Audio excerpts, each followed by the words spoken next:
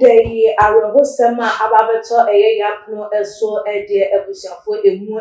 ye pa se de yenuanu kumani yenuanu mpinifo chese ya akwenya aba se free SHS yi wo mo nso so wo mo betimi akobie neneni die se efata no wo metimi enya bi no mo so etimi aba beye empanyimpa na wo mo nso so ni swade hunu ewo abrabo mu eno etimi asipina asita ede ama wo mo eno ya enkwada wo mo ekosuku achese wo mo enam ya kepos enkwantenpon no eso no ebusiafo enede asempani wo no ma yeti edifi wo no ma chese enkwada more than ya 12 wo mo chese wo mo ewo critical condition emu enam to renchama na se nkwanhia kesiam esi ye ewo central region kwantenpon no so na according to UTV reporter Kubi Jacob Kubi our central region reporter and 15 months kasamafo ede ema UTV kasi ebono ena wodi etu eja ema yensem accident no esi ye ede efa two vehicles mu Toyota Haze ena ebiemu nsusu no other cars anachese womo banana ba ko ede na wo free Accra wo ko Winnipeg ena other one no nsusu fi posting and no nsusu heading towards to Winnipeg the same region no central region 15 months mu no ma ena chese kai yi ekokodi ehia ma chese aturenchen kasiem esiem na odi enchemu no etu edwanom ena wo twemu ese Toyota Corolla na no ne private car na enu ne ekwa set of students and just wo do wom eko school with the parents ena ebiemu nsusu Toyota Haze driver no wo no nsusu no enchemu a free ho eba ye na just wo di tuja SM Toyota Haze no no driver ni no kwapo na posifo ejina no ewo barrier ho police barrier na ewo ho no mu jina no ma chese wo enjina ena wo di mbika tentem etwemu edekọ ya sa enkwanhia we ekokosi gem na driver ni no emfa ensem no memetu edwa chese de wo twemu esena na enene the passengers no ena na hye no ena driver ye nintem na ebusuafo say ena wo de ensem no etu edwa meche kasamafo edema UTV Central Region reporter no twemu no say the accident occurred early in the morning at Gomwa Ochireku. Usually, the traffic became very massive on the stretch on Fridays. 18 passengers were in the Toyota Haze, which many being students, where they reporting to their various senior high schools and universities when the incident happened. The driver was running from the police when he crashed the Toyota Corolla driver who was sending his case to school. Not just said your mom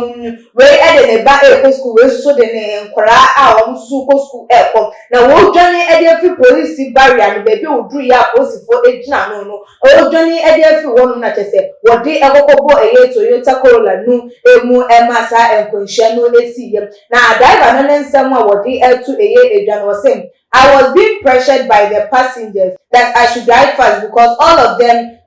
were some students going for the free SHS and university education as well. We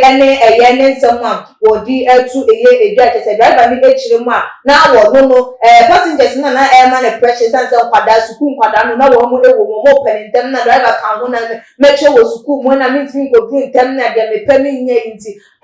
pressure na free passengers no whatever no na man dey say me katenten ko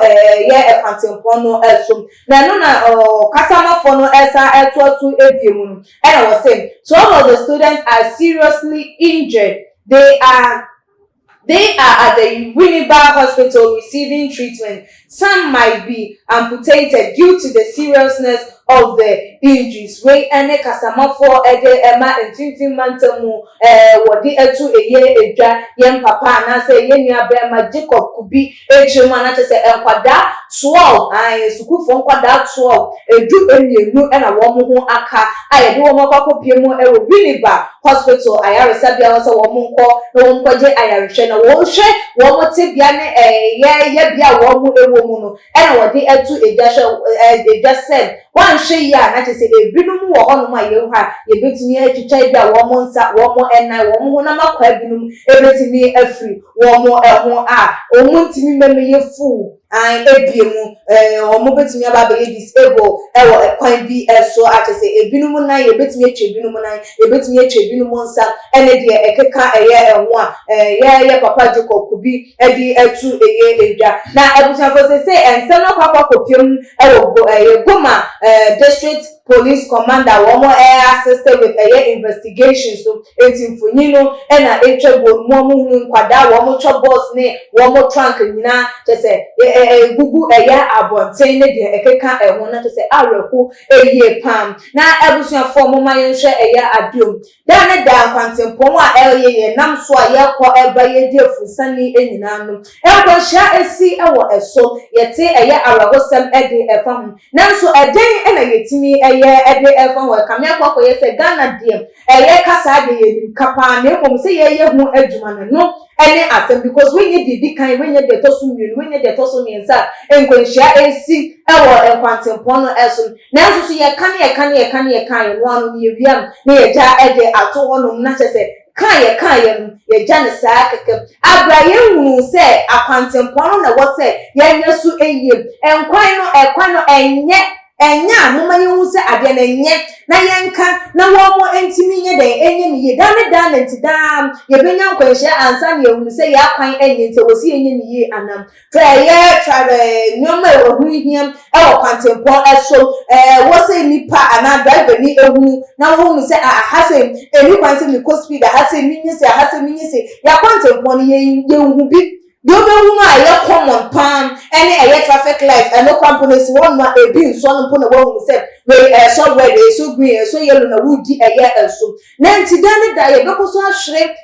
emabunu ye bekoso ahwere akra ewo enkwanhyemu ana ene na ye koye ana se ye baye we ma ye mpanifo we de ye se monim na monhwe na ya kwantempon a aseye a enye no moma ye nye se de be ya to rentin bi ese no entimi enkoso because enkwada yi say the reporter yi edin sem no atu just say bi betimi ya potato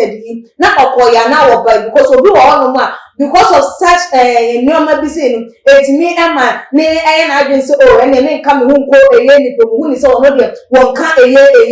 nipa ntuma yenhwe na edem de bi say anko ama enkofo ebi eno na aha na yedi esiem busuan wadwen chefa ensem ni hu no onso fa betu ja tuma